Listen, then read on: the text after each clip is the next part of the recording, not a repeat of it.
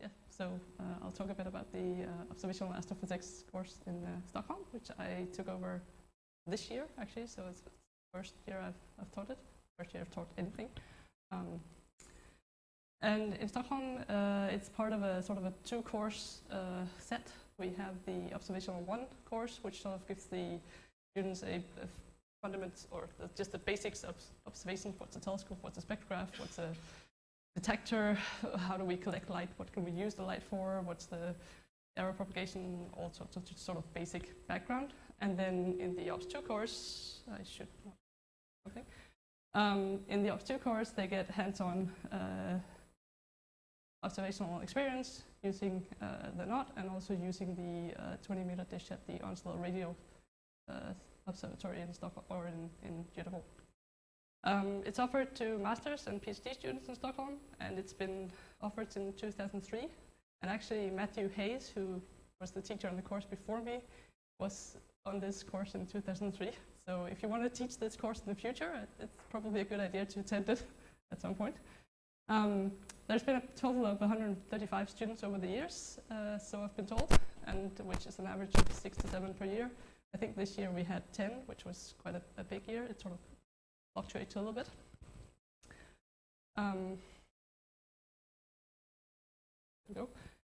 So there are different components to the course. We give them some introduction lectures into the different projects that they can do, and just sort of how to schedule your observations, how to set up your instrument setup, what you can observe when, use of the exposure time calculator, invisibility plots, all that sort of thing.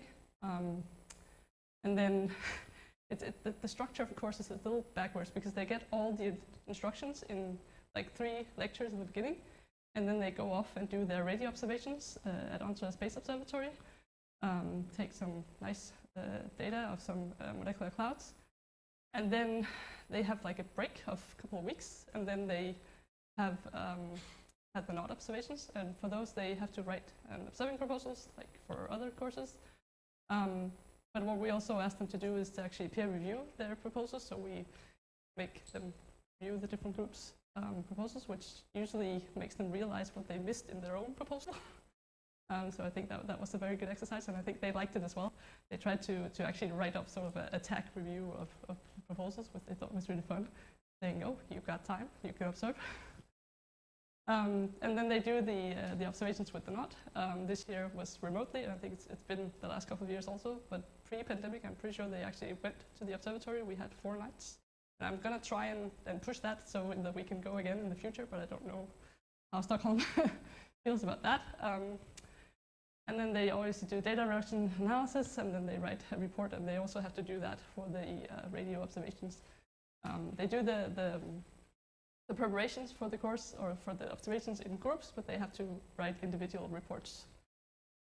Just a little bit more detailed on what we do with the NOT. In principle, the students can do whatever they want to do. If they have a project they want to do, then they can propose to do that and set that up. But we do also offer some predefined projects. We have a long-time collaboration with the researchers at Stockholm University who do supernova research and who are involved in the Swiki Transient Facility project. So the students who want to do this, they contact the people in Stockholm, and they get targets from them and ask them what type of observations they want, what signals from noise, what instrument setup, all sorts of things like that. So they actually get to sort of be part of that research group a little bit. This obviously involves alpha spectroscopy, and then since so then when we take the data, we actually also send it back to the research group, and then they do a quick reduction and classification, so that if there are new supernova that can be classified quickly, the students will actually get that result out. But obviously the students have to do the whole process themselves. It's just for the speed of it, the researchers actually do it also. And then this year, because I took over the course, I introduced stellar abundance analysis, where they get to contact people from the Art Process Alliance to get targets, and they get to take Phi spectra of these stars and do an analysis. They produce the data, they do a spectroscopic analysis of the star, finding the stellar parameters, and do abundance analysis to find out if these are actually R-process-enhanced stars. And again, if they find something interesting, then we would offer those stars to the students, and if they're interested, they can continue working on those projects and publish if they have time, if they want. Previously, they've also looked at compact galaxies. We didn't do that this year because I don't know anything about compact galaxies. And from what Matthew says, a number of students have taken data on their own projects and also data that has ended up in referee publications over the years. And yeah, that's sort of all I had. Here are some nice pictures from this year's observing run, which we did remotely from Stockholm. But like anybody or the others said, that students really enjoyed this course. I think they find it a lot of work because they take the data and then they don't actually look at the data until 2 weeks before they have to hand in the report, and then they figure out the data analysis is not that straightforward.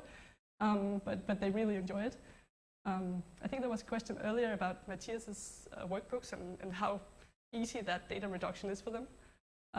So this year, the supernova people asked the students to do a windowed readout of the CCD, which is not part of Matthias's workbooks. So that requires some extra editing and figure out what actually happened in the workbook. So it just wasn't just a read in the data, press play. And I think that will be the case for courses to come further on. But yeah, that's all.